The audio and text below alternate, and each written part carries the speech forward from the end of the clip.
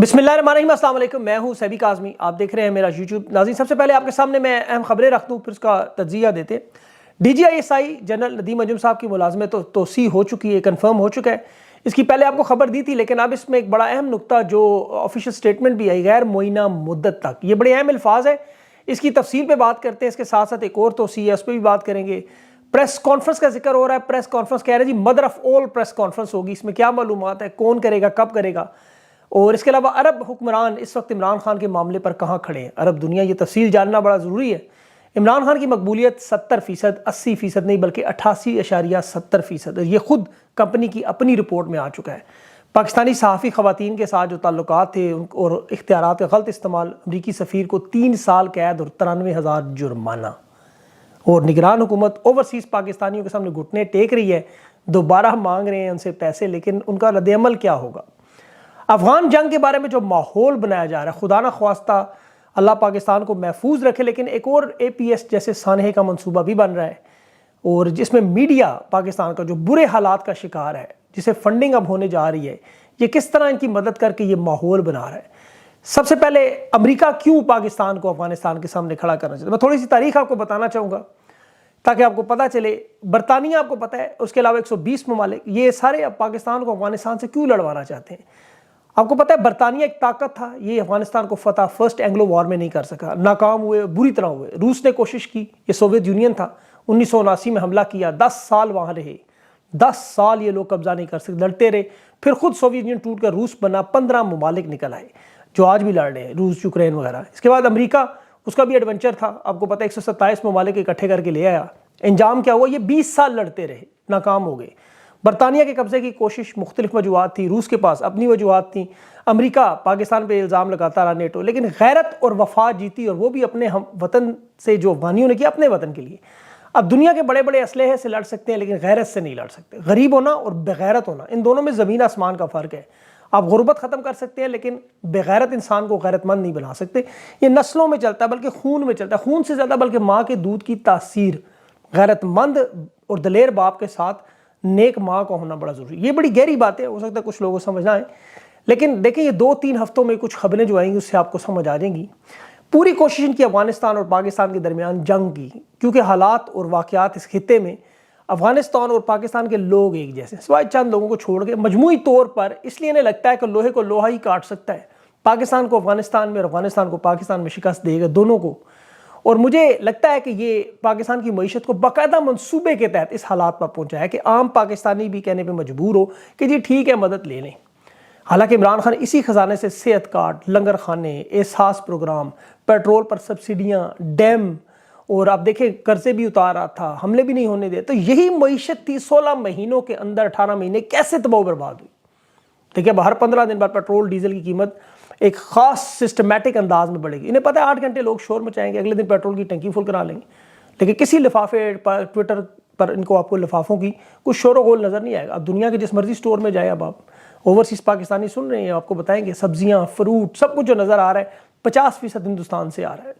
अरब दुनिया में 44 अरब डॉलर की इनकी आपकी मईशत है, और ये मईशत की जंग है। देखिए ग्लोबल इन्फ्लेशन इंडेक्स जो आप चेक करें तो इमरान खान के दौर से अब ये नीचे गिर गई दुनिया में महंगाई, लेकिन दुनिया के वो तमाम ममालिक देखें जहाँ जंग हुई, दुनिया की बड़ी बड़ी आफात आई, सिर्फ 2 ममालिक ऐसे हैं पाकिस्तान के अलावा, एक लेबनान और एक वेनेजुएला, अब तीसरा पाकिस्तान है, जहाँ बुनियादी अशिया की कीमत इस लेवल पर पहुँचाएंगी और बड़े तरीके से, बड़े मंसूबे के साथ, आहिस्ता आहिस्ता स्लो पॉइजनिंग। 16 से 18 महीनों में इस तरह मुल्क तबाह नहीं हो सकता, कभी भी नहीं हो सकता। ये मनसूबा बंदी बाकायदा तौर पर इन ममालिक को देखें, जंग जो थी डॉलर के बदले में लड़ेगी, वरना अफगानिस्तान के हमसाये में देखें चीन भी है, ईरान भी है, उज़्बेकिस्तान है, तुर्कमेनिस्तान है, ताजिकिस्तान है। वहाँ का लदम तरीके तालिबान क्यों नहीं जाती, वहाँ दहशतगर्दी क्यों नहीं होती। यहाँ दहशतगर्दी का बाकायदा मनसूबा बनाया जाता है, जिस तरह मईशत गर्दी की इसी तरह दहशतगर्दी। और इसका फ़ायदा देखें ये क्या है, एक तो ये अपने हालात अपने मुकाबले में बनाए, नवाज शरीफ जैसे को वापस लाएं, वो हालात इस तरह बनाए जी कीमतें नवाज शरीफ ने आके गिरा दी, लोगों को लगे जी नवाज शरीफ ने जादू कर दिया, पाकिस्तान का हाल सिर्फ इसके पास है। और जो इमरान खान अवाम के सामने एक रश्माती तस्वर बना हुआ है कि एक बेहतरीन हुकूमत इमरान खान की, ये बार बार इस हुकूमत के साथ मुकाबला करते हैं, तासर वो तोड़ा जाए कि जी इमरान खान की हुकूमत नाकाम, ये देखें नवाज शरीफ आया, हुकूमत कामयाब होगी। दूसरा, अफगानिस्तान को फतह करने का जो ख्वाब है, 3 सुपर ताकतें बरतानिया, अमरीका और रूस, वो ख्वाब भी पूरा किया जाए, उनसे बदला भी लिया जाए। जो शर्मिंदगी उठाई, जो पैसा ज़ाया किया, अपनी आवाम को जो जवाब देना होता है। اب اس بغیرتی کے ماحول میں ایک غیرت مند شخص عمران خان جو ہونے نہیں دے رہا تھا، اسے تو راستے سے ہٹانا تھا. یہ لوگ دیکھیں کتنے طاقتور ہیں کہ مقتول کے ورثاء کو رونے بھی نہیں دیتے، انصاف بھی نہیں مانگنے دیتے. وہ APS ثانیہ اس کا 2 سال ہونے والے برسی آ رہی ہے اس پر ذبح ہونے والے بچوں کو احتجاج کی اجازت نہیں ان کے ماں باپ کو. وہ کہتے ہیں جو اور بچے پیدا کر لو. ان بچوں کے لیے آپ انصاف بھی نہیں مانگ سکتے.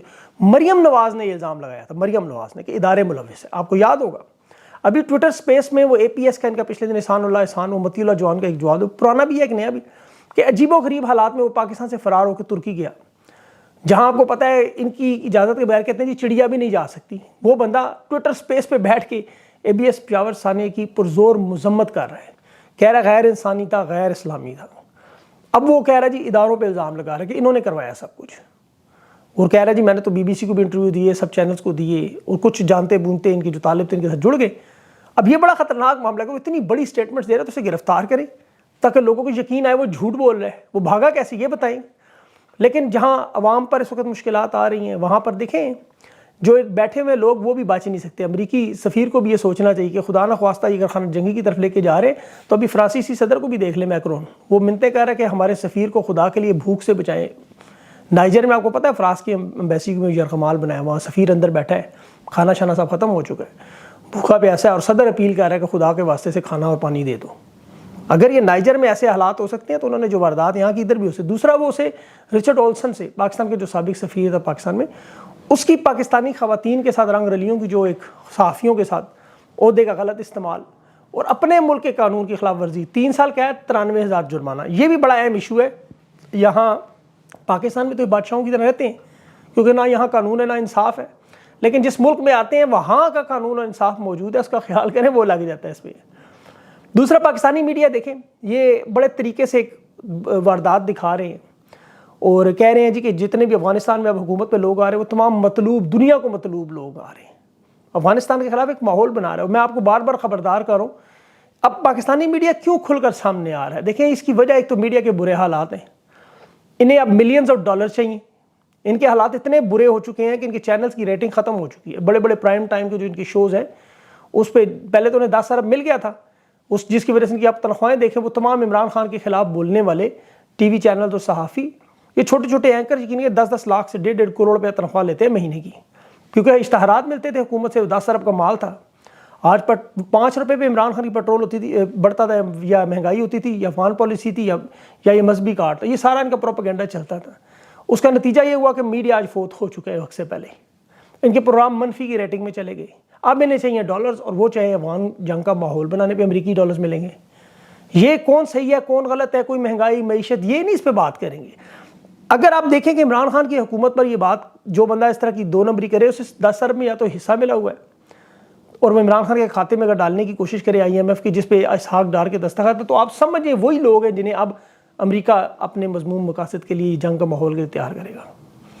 دیکھیں پیٹرول مہنگا، وہ لوگ کہتے ہیں پیٹرول ہم نہیں ڈلواتے، ہمیں کوئی فرق نہیں پڑتا. بجلی کا بل تو آپ دیتے ہیں، ابھی کچھ دنوں بعد بجلی کا جب بل آئے گا تو پھر آپ کو سمجھ آئے گی آپ کا رد عمل کیا ہوگا.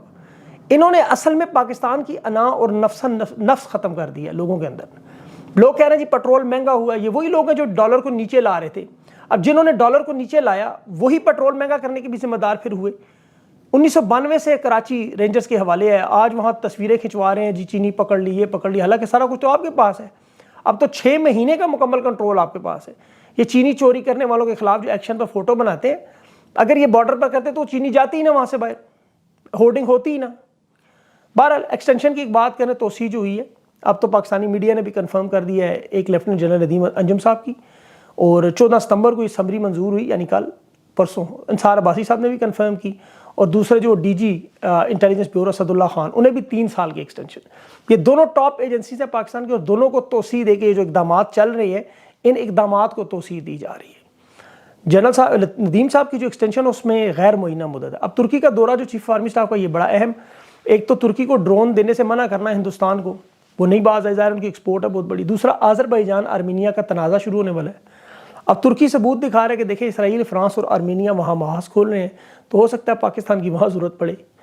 ان انٹرنیشنل حالات میں ہندوستان 6 ملکی کانفرنس کر کے طے کر رہا ہے کہ نریندرا مودی وزیر اعظم ہوگا اور پاکستان سے تعلقات نواز شریف کی حکومت میں بنیں گے. اب سعودی عرب، عرب امارات اور قطر یہ نواز شریف کی حمایت کرتے ہیں، آپ کو پتہ ہے. کیونکہ کشمیر کے تنازع پر اسرائیل کو تسلیم کرنے کا معاملہ نواز شریف عمران خان کی نسبت ان تمام ممالک کو قابل قبول ہے. وہ ان کی گارنٹیاں تک دے رہے ہیں کہ نواز شریف کو آپ 21 ستمبر تک آنے دیں, ہم گارنٹی دیتے ہیں. اب نیب ترامیم کے بعد تو شاید نواز شریف صاحب نہ آئے, لیکن اگر کمپنی مجبوراً ڈیل کر بھی لے تو کریں گے وہی جو بے نظیر کے ساتھ ہوا جب امریکہ نے اسے بھیجا. آپ کو یاد ہوگا جنرل مشرف تیار نہیں تھا اس ڈیل کے لیے, امریکہ نے پریشر ڈالا, گارنٹی مانی, پھر وہی ہوا جو بے نظیر کے ساتھ, یہ نواز شریف کے ساتھ بھی خدا نہ خواستہ وہی کر دیں گے. اب نواز شریف صاحب کو اس کا اندازہ بڑی اچھی طرح ہے, اور آل شریف کو بھی آپ کو قربانی چاہیے, اور کمپنی کو ساتھ, کیونکہ رپورٹ مل رہی ہے کہ عوام میں عمران خان کی مقبولیت جو ہر مہینے جو خفیہ رپورٹ آتی ہے اس میں عمران خان کی مقبولیت 88% بڑھ چکی ہے. یہ 2/3 سے بہت زیادہ ہے. الیکشن جب بھی کروائیں گے عمران خان 2/3 اکثریت. اب امریکہ سمیت ان تمام ممالک کو تیار کیسے کریں کہ عمران خان کو سائفر میں اگر سزا دیں تو بات کیسے بنے. یہ معاملات طے کرنے کے لیے جس طرح ضیاء الحق آپ کو پتہ ہے ماضی میں سعودی عرب بھی گیا, مختلف ممالک سے وعدے بھی کر دیے کہ جی نہیں کریں گے, لیکن پاکستان کی تاریخ ایسی ہے چونکہ کہ پہلے اسلامی ممالک سے مشورے کیے جاتے ہیں لیڈران کو سزا دیں, جس میں سعودی عرب اور ترکی سر فہرست ہے.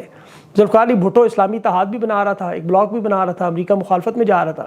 عمران خان بھی روس اور چین کے بلاک میں دلچسپی لے رہے ہیں, عمران خان کو ہٹانے کی وجہ بھی آپ کے سامنے یہی ہے. تو اب یہ معاملات طے کریں, لیکن ترکی نہیں مان رہا یہ بات, کیونکہ انہیں پتہ ہے کہ 80% سے زیادہ پاکستان ان کے ساتھ ہے, سعودی عرب بھی جانتا ہے.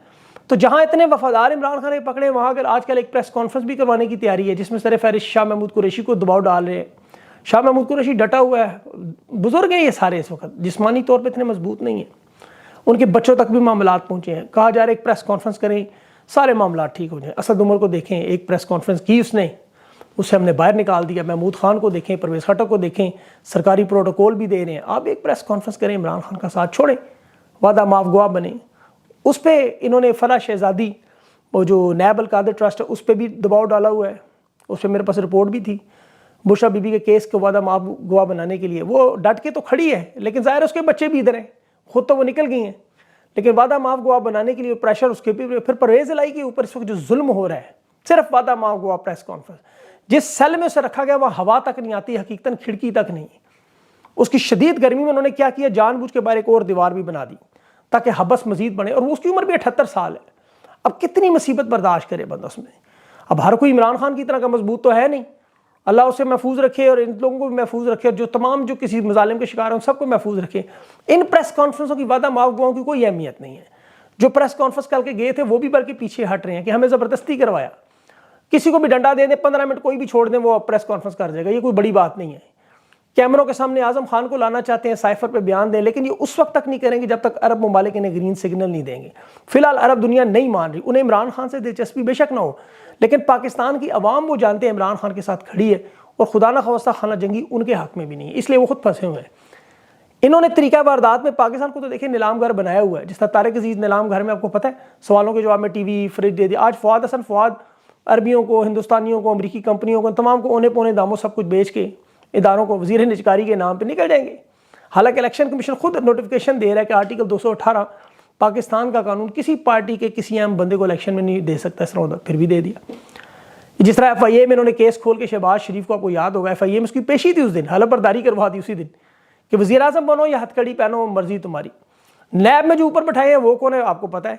اگر وہ صحیح کام کرتے تو پہلی گرفتاری شہداء کی بیواؤں کے اربوں روپے فنڈ پہ پرویز اشفاق یعنی کہ بھائی کی ہوتی, اس کی ہوتی سر پرویز اشفاق. پھر دوسری عمران خان پر جو آپ کو پتہ ہے جو کمیشن رپورٹ تھی, جہانگیر ترین کو عمران خان نے پکڑا تو جو بچانے آئے بلیک منی کو باجوہ صاحب ان کی ہوتی, پراپرٹی ٹیکس ٹون میں لانے والے شبر زیدی کو جو ڈرانے والے تھے باجوہ صاحب ان کی ہوتی, راوی پروجیکٹ کو روکنے والوں کی ہوتی, علیم خان کو لانے والوں کی ہوتی. لیکن یہ بیٹیوں کو آپ کو پتہ ہے اربوں کے plot gift pizza franchise dollar بنا کے یہ لوگ نکل گئے, تو چیئرمین نیب آپ کو پتہ ہے کیا کام کریں گے. اسی طرح چیئرمین نادرا طارق ملک کو انہوں نے ہٹایا, ورلڈ بینک اقوام متحدہ کا بہترین آپریٹر. بہرحال میاں صاحب کی چوتھی برسی آپ کو پتہ ہے 50 روپے کے اسٹامپ پر لندن کے ایون فیلڈ فلیٹ تک پہنچنے والی, سیر و تفریح یورپ, سعودی عرب, اٹلی, سوئٹزرلینڈ, بینکوں میں اکاؤنٹ کا حساب کر کے لندن میں.